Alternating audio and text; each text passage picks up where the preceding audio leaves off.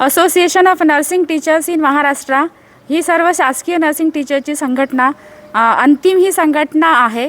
या संघटनेच्या अंतर्गत आम्ही आमच्या नर्सिंग टीचरच्या विविध मागण्यांसाठी 18 जुलैपासून बेमुदत आंदोलनासाठी बसलो आहोत आणि आज आम्ही आमचं हे जे संख्याबळ आहे हे थोडं कमी असल्यामुळं आम्ही तीव्र आंदोलन करू शकत नाही, म्हणून पांढरा रंग हा शांततेचं प्रतीक मानला जातो, म्हणून आम्ही पांढरा रुमाल बांधून शांततेने आमचं आंदोलन हे करत आहोत आणि शासनाने आमच्या मागण्यांची दखल घ्यावी अशी आमची विनंती आहे शासनाला।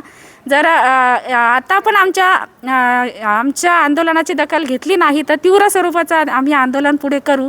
आमच्या याच्यामध्ये प्रमुख मागण्या अशा आहेत की आम्ही नर्सिंग टीचर्स हे पदवीधारक आहोत, पदवीधारक असून सुद्धा बक्षी समिती तसेच खुल्लर समिती जे वेतन त्रुटी निवारण समिती आहे 2024ची, यामध्ये आमच्यावर अन्याय झालेला आहे।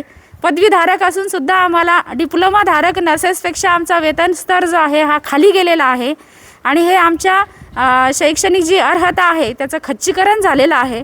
हा आमच्यावरचा अन्याय दूर व्हावा ही आमची प्रमुख मागणी आहे। तसेच आमच्या प्रशासकीय बदल्या ह्या 6 वर्षांनी होतात। आमच्याकडे कुठलीही DDO पॉवर नाही, कुठलाही आर्थिक व्यवहार आम्ही सांभाळत नसताना सुद्धा आमच्या प्रशासकीय बदल्या ह्या होतात त्यासुद्धा आमच्या प्रशासकीय बदल्या रद्द करण्यात याव्या।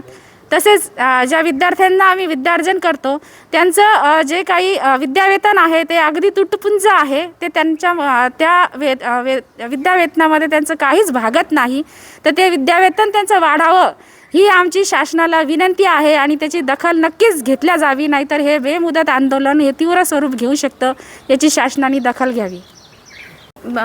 परिचारिकांचं आंदोलन 3 दिवसापासून सुरू आहे।